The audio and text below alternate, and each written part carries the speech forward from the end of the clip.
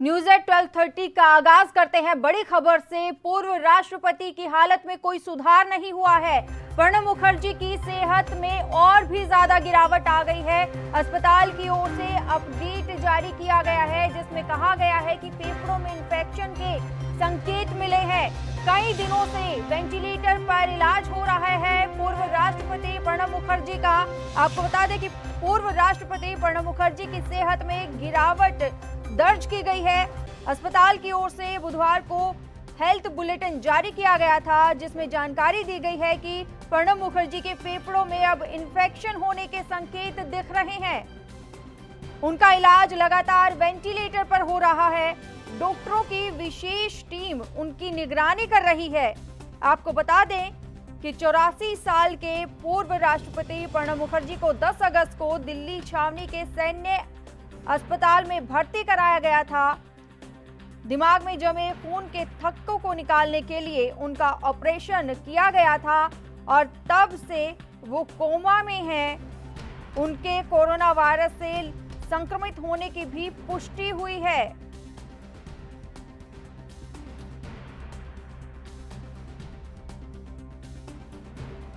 आपको बता दें कि अस्पताल की ओर से बयान जारी किया गया मंगलवार को जिसमें कहा गया कि पूर्व राष्ट्रपति प्रणब मुखर्जी के स्वास्थ्य में कोई बदलाव नहीं हुआ है।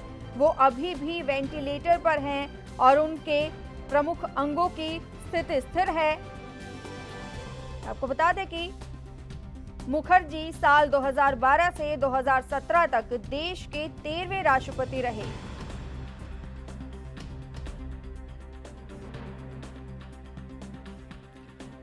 ज्यादा जानकारी के लिए सुनील हमारे साथ फोन लाइन पर जुड़े हुए हैं। सुनील, आपसे जानना चाहेंगे कि पूर्व राष्ट्रपति की हालत अभी भी बिगड़ी हुई है और अगर अस्पताल की ओर से बयान जारी जो किया गया है उसकी बात करें तो उसमें कहा गया है कि और ज्यादा हालत उनकी बिगड़ चुकी है। देखिए, जिस तरीके से अस्पताल की ओर से वक्त वक्त पर जो प्रेस विज्ञप्ति जारी की जाती है और जिसके अनुरूप जो उनकी रिपोर्ट आ रही है तो उनकी हालत जो है वो स्थिर बताई जा रही है सलोनी, और उनके स्वास्थ्य में जो है वो सुधार के सकारात्मक जो संकेत हैं वो भी मिले हैं। लेकिन अभी जो उनके बेटे अभिजीत मुखर्जी हैं उन्होंने भी ट्वीट कर जो है वो जानकारी दी है और ट्वीट पर उन्होंने ये भी लिखा है कि आप सभी की प्रार्थना से और डॉक्टरों के प्रयास से मेरे पिता की हालत अब स्थिर है और उनमें सकारात्मक संकेत देखे गए हैं और आप सभी लोगों से मैं शीघ्र स्वस्थ होने की प्रार्थना करने का अनुरोध करता हूं। इस तरीके का जो बयान आया है, लेकिन जिस तरीके से मीडिया रिपोर्ट्स आ रही हैं तो कई दिनों से जो है जिस तरीके से कोरोना के लक्षण मिले थे और उनका उससे पहले भी जो था वो ट्रीटमेंट हुआ था, तो अब इन सारी चीजों को अगर देखें तो अब जिस तरीके से एक दिन पहले यानी कि मंगलवार को सेना के रिसर्च ऑफ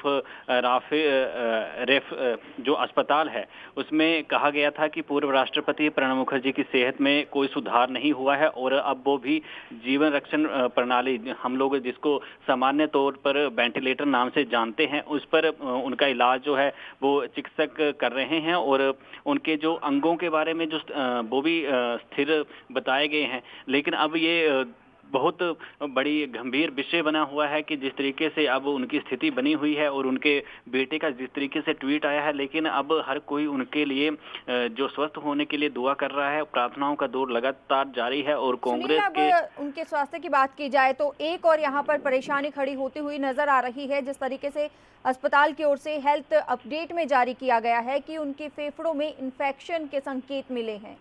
जी देखिए, ये सारा डॉक्टरों के अधीन जो है वो संकेत उन्होंने दिए हैं, ये सारा कुछ डॉक्टरी कार्रवाई है। लेकिन इस पर अभी इस तरीके से जो प्रेस विज्ञप्ति है जो वो सामने नहीं आई है कि वो इन्फेक्शन के संकेत क्यों मिले हैं। हालांकि जिस तरीके से अभी वो उम्र दराज भी हैं और 84 वर्ष की उम्र के हो गए हैं प्रणब मुखर्जी, और 10 अगस्त को दिल्ली छावनी के अस्पताल में उन्हें भर्ती करवाया गया था। दिमाग में जमे खून के धक्के को निकालने के लिए उनका ऑपरेशन भी किया गया था और तब से वे कोमा में हैं और उनके अंदर जो है वो कोरोना वायरस से संक्रमित होने की पुष्टि भी की गई थी। और आपको ये भी बता दूं कि जिस तरीके से लगातार उनका जो कार्यकाल रहा है 2012 से 17 तक 13वें वो राष्ट्रपति रहे हैं मुल्क के, भारत के, तो अब कहीं ना कहीं उनके लिए कांग्रेस के जो बड़े दिग्गज नेता हैं वो भी उनके जल्द स्वस्थ होने की उम्मीद कर रहे हैं, क्योंकि एक और तो उनकी हालत स्थिर बनी हुई है, दिग्गज नेताओं में कांग्रेस के हैं, और ऐसे में कांग्रेस के नए अध्यक्ष का भी चुनाव होना है, जिसके लिए भी अटकलें और क्यास जो है वो तरह तरह के लगाए जा रहे हैं। तो कांग्रेस को इस वक्त कहीं ना कहीं बहुत ज्यादा जरूरत उनकी है, और उनसे सलाह मशवरा जिस तरीके से किया जाना है ताकि वो जल्दी स्वस्थ होकर घर लौटें, और नए अध्यक्ष पद के चुनाव किस तरीके से कौन होगा, किसका नाम आएगा सामने, उन सारी चीजों पर भी इस वक्त को कांग्रेस को भी प्रणब मुखर्जी की बहुत ज्यादा जरूरत है। सुनील मालवीय सुनील हिमाचली बहुत बहुत धन्यवाद हमारे साथ जुड़ने के लिए और ये तमाम जानकारी देने के लिए। आपको बता दें कि पूर्व राष्ट्रपति प्रणब मुखर्जी की सेहत में गिरावट दर्ज की गई है। अस्पताल की ओर से बुधवार को एक हेल्थ बुलेटिन जारी किया गया, जिसमें जानकारी दी गई कि मुखर्जी के फेफड़ों में अब इन्फेक्शन होने के संकेत दिखाई दे रहे हैं। उनका इलाज लगातार वेंटिलेटर पर हो रहा है। डॉक्टरों की टीम लगातार उनकी निगरानी कर रही है।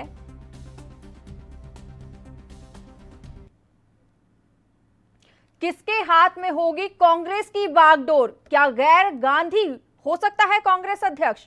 प्रियंका गांधी ने पार्टी के नेतृत्व में बड़े फेरबदल के संकेत दिए हैं।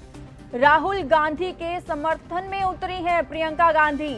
उन्होंने कहा है कि गैर गांधी ही बनना चाहिए कांग्रेस अध्यक्ष। कांग्रेस महासचिव प्रियंका गांधी ने अपने भाई और पूर्व पार्टी अध्यक्ष राहुल गांधी की उस बात का समर्थन किया है जिसमें उन्होंने कहा कि पार्टी की कमान गांधी परिवार से बाहर के शख्स के पास होनी चाहिए। उन्होंने कहा कि जैसे राहुल ने कहा कि गांधी परिवार से किसी को पार्टी का अध्यक्ष नहीं होना चाहिए, मैं उनसे पूरी तरह से सहमत हूं। मुझे ये लगता है कि अब पार्टी को अपना रास्ता तलाशने की जरूरत है। प्रियंका गांधी वाड्रा की ओर से ये कहा गया है। अब देखना ये होगा कि कांग्रेस की बागडोर जो है वो किसके हाथ में आती है।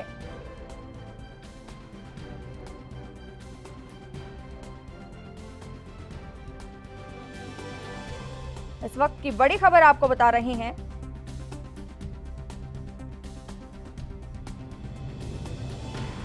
इसके साथ ही उन्होंने कहा कि अगर कोई गैर गांधी पार्टी का अध्यक्ष बनता है तो वो उसके निर्देशों का पालन करेंगी।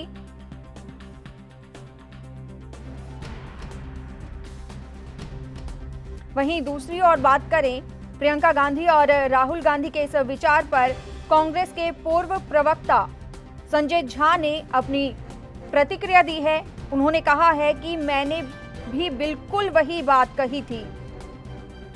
उन्होंने ट्वीट किया और ट्वीट में कहा कि मैंने भी बिल्कुल वही बात कही। ग्रैंड ओल्ड पार्टी को फिर से जीवंत करने के लिए गैर गांधी को कांग्रेस अध्यक्ष बनाने की जरूरत है, लेकिन मेरा कहना पार्टी विरोधी गतिविधि बन गया। दरअसल पार्टी विरोधी गतिविधियों और अनुशासनहीनता के आरोप में संजय झा सस्पेंड चल रहे हैं।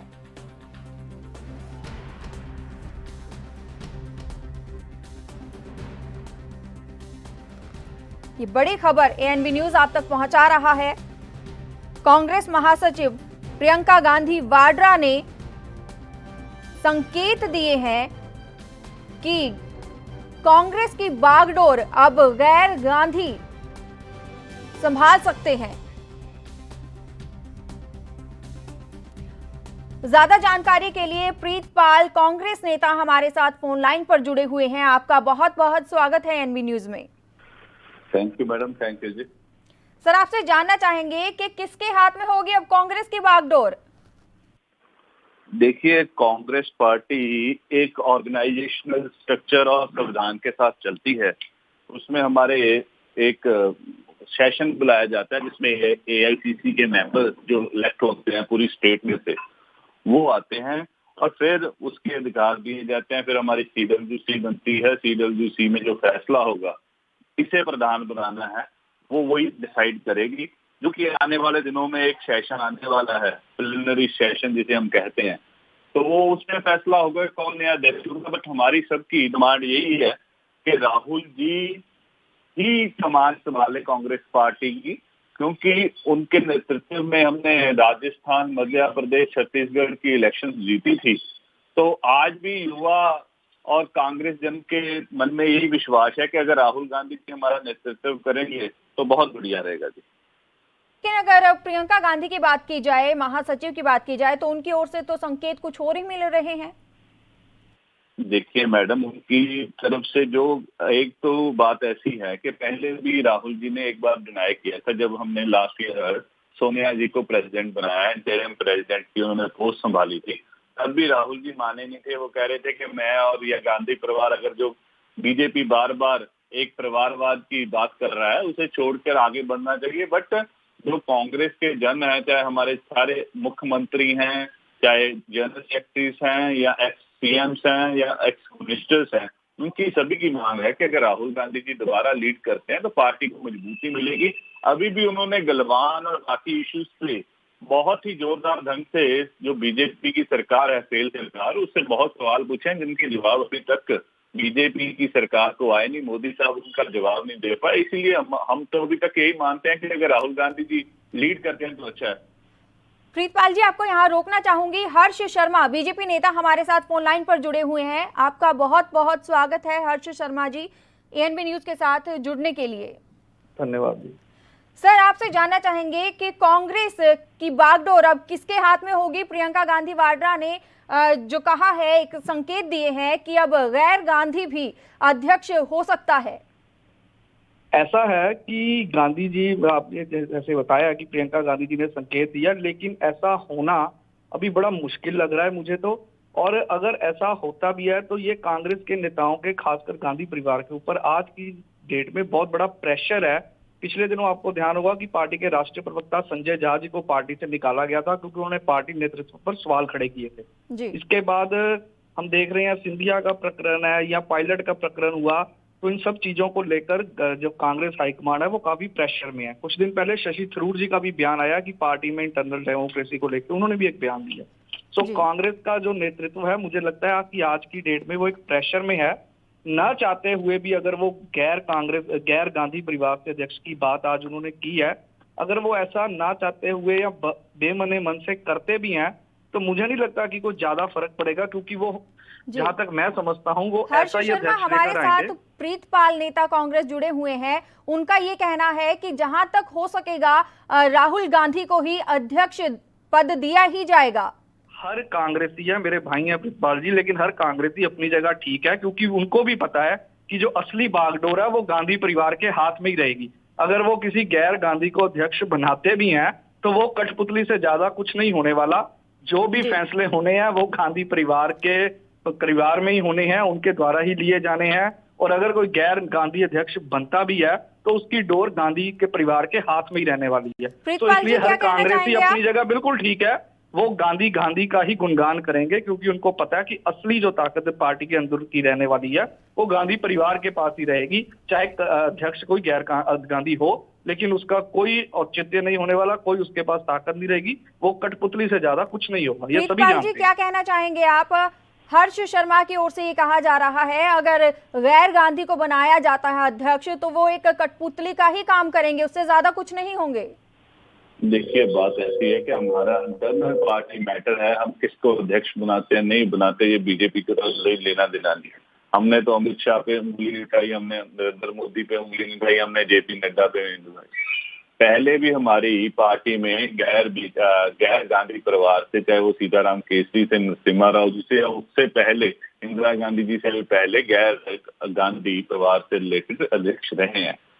कहानी ये है कि आज की डेट में जो लीड अच्छे से कर पाए, जो बीजेपी की फेल नीतियां हैं उसे जागरूक कर पाए, देश में एक नया माहौल बना पाए, उस चीज की जरूरत है। गांधी परिवार ही वो था जिन्होंने मनमोहन सिंह जी को प्रधानमंत्री बनाया, जबकि बहुमत हमारे पास थी। सोनिया गांधी जी आराम से प्रधानमंत्री की कुर्सी संभाल सकती 2 बार। राहुल जी भी प्रधानमंत्री की कुर्सी संभाल सकते थे जब 2007 में हम रिपीट करके आए हैं, 2009 में रिपीट करके आए हैं। बट देखा जाए तो अभी जो सक्षम नेता होगा उस चीज पे हमारी नेतृत्व फैसला कर लेगा। तो इस चीज पर मुझे ज्यादा कोई कंट्रोवर्सी लगी नहीं है, क्योंकि शशि स्वरूप जी के बयान की जब वे बात कर रहे थे, उन्होंने ये कहा था कि पार्टी को एक फुल टाइम अध्यक्ष की जरूरत है, और हम भी मानते हैं कि फुल टाइम अध्यक्ष आना चाहिए, क्योंकि सोनिया जी की सेहत थोड़ी ठीक नहीं रह रही है आजकल। पहले भी उन्होंने सेहत के हवाले के कारण ही छोड़ा था। तो आने वाले दिनों में हमारा नए प्रेसिडेंट साहब आएंगे, जिसे पार्टी चाहेंगे। अगर गैर गांधी अध्यक्ष बनाया जाता है तो कौन हो सकता है वो? देखिए मैडम, बात ऐसी है कि अभी तो हम राहुल जी की ही डिमांड कर रहे हैं पूरी पार्टी के, राहुल जी को दोबारा रिपीट कर लेना चाहिए। बाकी हमारी जो CWC फैसला करेगी और बाकी जो हमारा प्रिलिमिनरी सेशन कॉल होगा, उसमें डिसाइड हो जाएगा कि अगर कोई इसके अलावा बनना चाहता है, उसकी भी आगे आ जाएगी नाम। कई नाम है, बड़े नेता हमारे हैं पार्टी में जो काबिल हैं इस चीज के लिए, बट आज की डिमांड और सारे कांग्रेस जन की यही डिमांड है कि बात राहुल की जी जाए दोबारा चलाएं। तो खबरें ये भी आ रही थी कि सचिन पायलट को भी बनाया जा सकता है अध्यक्ष। नहीं नहीं मैडम, सचिन जी नहीं बनेंगे। सचिन पायलट जी के तो ऐसा कोई नाम नहीं है अभी। कई और नाम से पहले चले हैं, बड़े सीनियर नेता हैं, उनके नाम चले हैं, बट अभी सचिन जी का कोई रोल नहीं है इस चीज में। शर्मा क्या कहना चाहेंगे? ऐसा है कि मैडम, ये कांग्रेसियों की मजबूरी है कि उन्होंने राहुल गांधी का ये लाभ करना है। मैं तो पहले भी कह चुका हूं कि उसी के नाम पर मुहर लगेगी जो गांधी परिवार के प्रति समर्पित होगा, उनका यस-मैन होगा।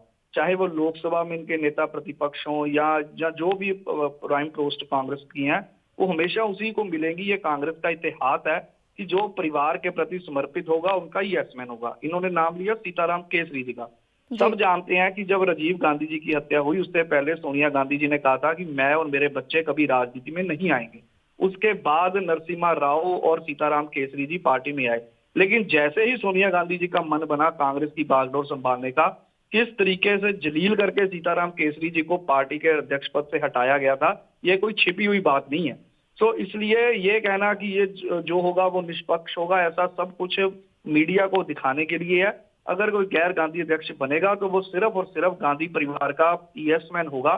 सवेरे शाम उनसे ऑर्डर लेके काम करेगा, जो गांधी फैमिली कहेगी वही करेगा, उससे आगे एक इंच भी जाने की मुझे नहीं लगता। प्रीतपाल जी, अगर 2019 के लोकसभा चुनाव की बात की जाए तो करारी हार के बाद ही राहुल गांधी ने इस्तीफा दिया था अपने पद से। नहीं मैडम, इस्तीफा दिया था, उन्होंने जिम्मेदारी समझी कि अगर मेरे नेतृत्व में कोई क्वेश्चनेबिलिटी है तो मैं छोड़ रहा हूँ पार्टी का पद। बट अब जो जैसे के जैसे आगे आगे कहानी चलती जा रही है, अब अडवाणी जी ने थोड़ा कम संघर्ष किया था, जोशी जी ने कम संघर्ष थोड़ा किया था, राम मंदिर इशू था जिन्होंने रथ यात्रा निकाली, बाकी चीजें निकाली, आज वो कहाँ पे हैं? तो अभी नरेंद्र मोदी की जो यस मैन है वो पार्टी संभाल रहे हैं सारे के सारे। वैसे हम बात नहीं करना चाह रहे, हम तो ये कह रहे हैं कि राहुल जी ने अपना पद छोड़ा, उन्होंने जिम्मेदारी ली 2019 के चुनाव भी, तो अब दोबारा से पार्टी संगठन मजबूत होता जा रहा है। तो अगर राहुल गांधी जी लीड करेंगे, हमारी पार्टी का फैसला है। पार्टी के पूर्व प्रवक्ता संजय झा की बात की जाए तो उन्होंने भी ट्वीट किया है और उन्होंने कहा है कि मैंने बिल्कुल वही बात कही थी, ग्रैंड ओल्ड पार्टी को फिर से जीवंत करने के लिए गैर गांधी को कांग्रेस अध्यक्ष बनाने की जरूरत है। देखो जी, संजय झा जी ने जो बोला या नहीं बोला, पहले तो वो हमारे ऑफिशियल प्रवक्ता नहीं थे, वो क्योंकि विद कांग्रेस के साथ चल रहे थे, इस कारण कांग्रेस की नीतियों का प्रचारक थे वो, तो उस अकॉर्डिंगली हम उनके बयान पे कोई कमेंट नहीं करना चाहता। बट हमारी पार्टी का अपना संविधान है और हमारे पार्टी के लोग डिसाइड करेंगे, तो जो जिसे डिसाइड करेंगे उसे बना दिया जाएगा, इसमें तो कोई क्वेश्चन ही नहीं है। वो हमारे मुख्यमंत्री कब तक पार्टी डिसाइड कर लेगी कि कांग्रेस का अध्यक्ष कौन होगा? देखो, CWC की अभी कोविड का टाइम चल रहा है, वर्चुअल, क्योंकि ये वर्चुअल रैलियां करते हैं, हम वर्चुअल सेशन नहीं करना चाह रहे। अगर वर्चुअल सेशन आया आगे जाके CWC ने फैसला करना है, वो डिसाइड करेगी। अभी आने वाले दिनों में उसकी मीटिंग होने वाली है CWC की, उसमें डिसाइड हो जाएगा। प्रीतपाल जी, हर्ष शर्मा, बहुत बहुत धन्यवाद हमारे साथ जुड़ने के लिए और ये तमाम जानकारी देने के लिए। इस वक्त की बड़ी खबर ANB न्यूज आप तक पहुंचा रहा है। आपको बता दें कि कांग्रेस महासचिव प्रियंका गांधी वाड्रा ने अपने भाई और पूर्व पार्टी अध्यक्ष राहुल गांधी की उस बात का समर्थन किया है जिसमें उन्होंने कहा कि पार्टी की कमान गांधी परिवार से बाहर के शख्स के पास होनी चाहिए।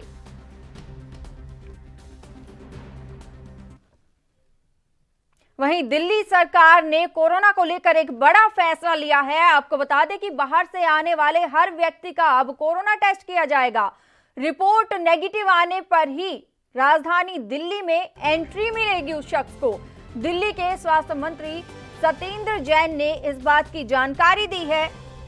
आपको बता दें कि कोरोना वायरस का कहर लगातार जारी है। ऐसे में तमाम राज्य और वहीं राजधानी दिल्ली की बात की जाए तो राजधानी दिल्ली में भी कोरोना वायरस के मामले लगातार बढ़ते ही जा रहे हैं। हालांकि कुछ समय से अच्छी खबरें भी सामने आ रही है कि रिकवरी रेट भी अच्छा है, लेकिन इसी को लेकर अब एक नया फैसला लिया गया है राजधानी दिल्ली में कि अब जो भी व्यक्ति दिल्ली में एंट्री चाहता है उसका कोरोना का टेस्ट किया जाएगा और अगर रिपोर्ट नेगेटिव आती है उसी के बाद ही उसे दिल्ली में एंट्री दी जाएगी।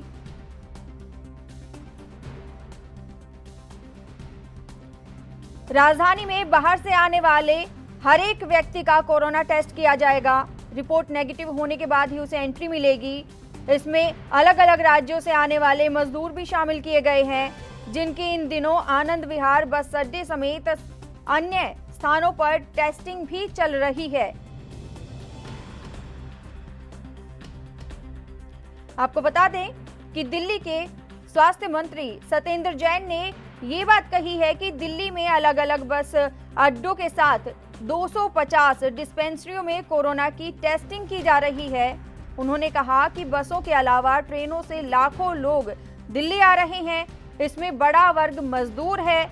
इसमें कुछ लोग पहले से ही दिल्ली की अलग अलग फैक्ट्रियों में काम करते थे, जो कि लॉकडाउन की वजह से अपने अपने घर लौट गए थे, लेकिन अब वो फिर से वापस आ रहे हैं। ऐसे में ये चिंताएं यहाँ पर बढ़ती हुई नजर आ रही है और इन्हीं चिंताओं को देखते हुए दिल्ली सरकार ने ये फैसला लिया है कि जो भी अब दिल्ली में एंट्री पाना चाहता है उसको कोरोना टेस्ट करवाना ही होगा। उसका कोरोना टेस्ट किया जाएगा हर व्यक्ति का और उसी के बाद ही उनको एंट्री मिलेगी अगर उनका कोरोना टेस्ट नेगेटिव आता है तो।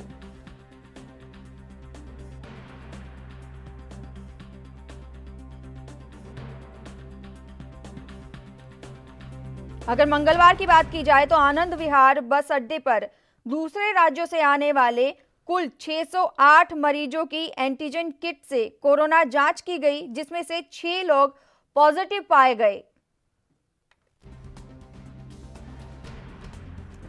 इन्हीं सब मामलों को देखते हुए ये फैसला लिया गया है। ज्यादा जानकारी के लिए राजीव तिवारी हमारे साथ फोन लाइन पर जुड़े हुए हैं। राजीव तिवारी, दिल्ली सरकार ने बड़ा फैसला लिया है। कोई भी व्यक्ति अब दिल्ली में एंट्री चाहता है तो उसका कोरोना टेस्ट किया जाएगा।